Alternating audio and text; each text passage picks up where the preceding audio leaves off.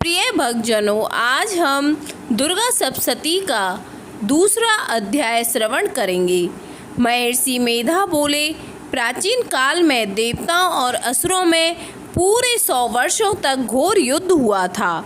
देवराज इंद्र देवताओं के नायक थे। इस युद्ध में देवताओं की सेना परास्त हो गई थी और इस प्रकार संपूर्ण देवताओं को जीतकर महिषासुर इंद्र बन बैठा था। युद्ध के पश्चात हारे हुए देवता प्रजापति श्री ब्रह्मा को साथ लेकर उस स्थान पर पहुँचे जहाँ पर कि भगवान शंकर विराजमान थे। देवताओं ने अपनी हार का सारा वृत्तांत भगवान श्री विष्णु और शंकर जी से कह सुनाया। वह कहने लगे, हे प्रभु, महिषासुर सूर्य, चंद्रमा, इंद्र, अग्नि, वायु, यम, वरुण तथा अन्य देवताओं के सब अधिकार छीनकर सबका अधिष्ठाता स्वयं बन बैठा है। उसने समस्त देवताओं को स्वर्ग से निकाल दिया है। वह मनुष्यों की तरह पृथ्वी पर विचर रहे हैं। दैत्यों की सारी करतूत हमने आपको सुना दी है। आपकी शरण में इसलिए आए हैं कि आप उनके वध का कोई उपाय सोचें। देवताओं की बातें सुनकर भगवान श्री विष्णु और शंकर जी को दैत्यों पर बहुत गुस्सा आया। उनकी भौहें तन गई और आंखें लाल हो गई। गुस्से में भरे हुए भगवान विष्णु के मुख से बड़ा भारी तेज निकला और उसी प्रकार का तेज भगवान शंकर, ब्रह्मा और इंद्र आदि दूसरे देवताओं के मुख से प्रकट हुआ। फिर वह सारा तेज एक में मिल गया और तेज का पुंज वह ऐसा दिखता था जैसे कि जाज्वल्यमान पर्वत हो।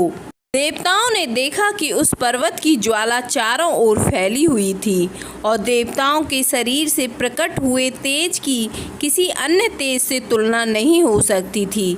एक स्थान पर इकट्ठा होने पर वह तेज एक देवी के रूप में परिवर्तित हो गया और अपने प्रकाश से तीनों लोकों में व्याप्त जान पड़ा। वह भगवान शंकर का तेज था।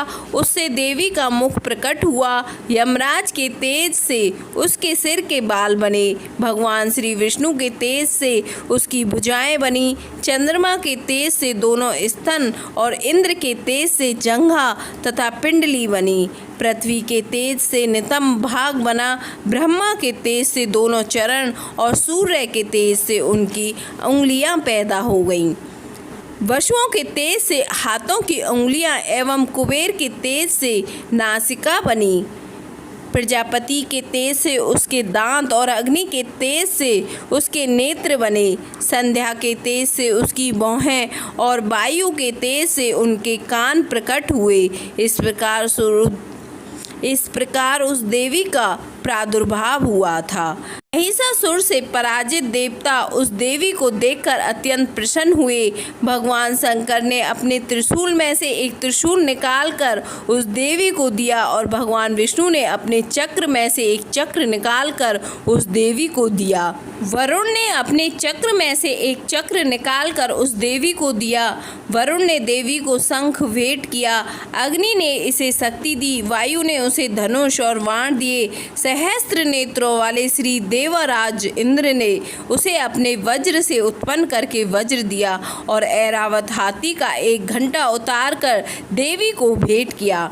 यमराज ने उसे काल दंड में से एक दंड दिया। वरुण ने उसे पास दिया। प्रजापति ने उस देवी को स्फटिक की माला दी और ब्रह्मा जी ने उसे कमंडलू दिया। सूर्य ने देवी के समस्त रोमों में अपनी किरणों का तेज भर दिया। काल ने उसे चमकती हुई ढाल और तलवार दी और उज्ज्वल हार और दिव्य वस्त्र उसे भेंट किए और उनके साथ ही उसने दिव्य चूड़ामणि दी। 2 कुंडल, कंगन, उज्ज्वल अर्धचंद्र, बाहों के लिए बाजूबंद, चरणों के लिए नुपुर, गले के लिए सुंदर हंसली और उंगलियों के लिए रत्नों की बनी हुई अंगूठियां उसे दी। विश्वकर्मा ने उनको फरसा दिया और उसके साथ ही कई प्रकार के अस्त्र और अवैध कवच दिए। इसके अतिरिक्त उसने कभी ना कुम्हलाने वाले ना मुरझाने वाले सुंदर कमलों की मालाएं भेंट की। समुद्र ने सुंदर कमल का फूल भेंट किया। हिमालय ने सवारी के लिए सिंह और तरह तरह के रत्न देवी को भेंट किए। यक्षराज कुबेर ने मधु से भरा हुआ पात्र और शेषनाग ने उन्हें बहुमूल्य मणियों से विभूषित नागहार भेंट किया। इसी तरह दूसरे देवताओं ने भी उसे आभूषण और अस्त्र देकर उसका सम्मान किया। इसके पश्चात देवी ने उच्च स्वर से गर्जना की। उसके इस भयंकर नाद से आकाश गूंज उठा। देवी का वह उच्च स्वर से किया हुआ सिंहनाद समा ना सका। आकाश उनके सामने छोटा प्रतीत होने लगा। उससे बड़े जोर की प्रतिध्वनि हुई, जिससे समस्त विश्व में हलचल मच गई और समुद्र कांप उठे। पृथ्वी डोलने लगी और सब के सब पर्वत हिलने लगे। देवताओं ने उस समय प्रसन्न हो सिंह वाहिनी जगतमयी देवी से कहा, देवी तुम्हारी जय हो। हमारे साथ महर्षियों ने भक्ति भाव से विनम्र होकर उनकी स्तुति की। संपूर्ण त्रिलोकी को शोकमग्न देखकर दैत्यगण अपनी सेनाओं को साथ लेकर और हथियार आदि सजाकर उठ खड़े हुए। महिषासुर के क्रोध की कोई सीमा नहीं थी। उसने क्रोध में भरकर कहा, यह सब क्या उत्पात है। फिर वह अपनी सेना के साथ उस पर दौड़ा। जिस ओर से भयंकर नाद का शब्द सुनाई दिया था, आगे पहुंचकर उसने देवी को देखा, जो कि अपनी प्रभा से तीनों लोकों को प्रकाशित कर रही थी। उसके चरणों के भार से पृथ्वी दबी जा रही थी। माथे के मुकुट से आकाश में एक रेखा सी बन गई थी। उसके धनुष की टंकारे से सब लोग क्षुब्ध हो रहे थे। देवी अपने सहस्त्र भुजाओं को संपूर्ण दिशाओं में फैलाए खड़ी थी। इसके पश्चात उनका दैत्यों के साथ युद्ध छिड़ गया और कई प्रकार के अस्त्र शस्त्रों से सबकी सभी दिशाएं उद्वासित होने लगी। महिषासुर की सेना का सेनापति चिक्षुर नामक एक महान असुर था। वह आगे बढ़कर देवी के साथ युद्ध करने लगा और दूसरे दैत्यों की चतुरानी सेना साथ लेकर चामर भी लड़ने लगे और 60,000 महारथियों को साथ लेकर उद्ग्र नामक महादैत्य आकर युद्ध करने लगा। महाहनु नामक असुर 1 करोड़ रथियों को लेकर, अशिलोमा नामक असुर 5 करोड़ सैनिकों को साथ लेकर युद्ध करने लगा। वाशकल नामक असुर 60 लाख असुरों के साथ युद्ध में आ डटा। विडाल नामक असुर 1 करोड़ रथियों सहित लड़ने को तैयार था। इन सब के अतिरिक्त और भी हजारों असुर हाथी और घोड़े साथ लेकर लड़ने लगे। इन सब के पश्चात महिषासुर करोड़ों रथों, हाथियों और घोड़ों सहित वहां जाकर देवी के साथ लड़ने लगा। सभी असुर तोमर, विंदीपाल, शक्ति, मुशल, खड़ंगों, फरसों, पट्टियों के साथ रणभूमि में देवी के साथ युद्ध करने लगे। कई शक्तियाँ फेंकने लगे और कोई अन्य शस्त्र आदि। इसके पश्चात सब के सब दैत्य अपनी अपनी तलवारें हाथों में लेकर देवी की ओर दौड़े और उसे मार डालने का उद्योग करने लगे।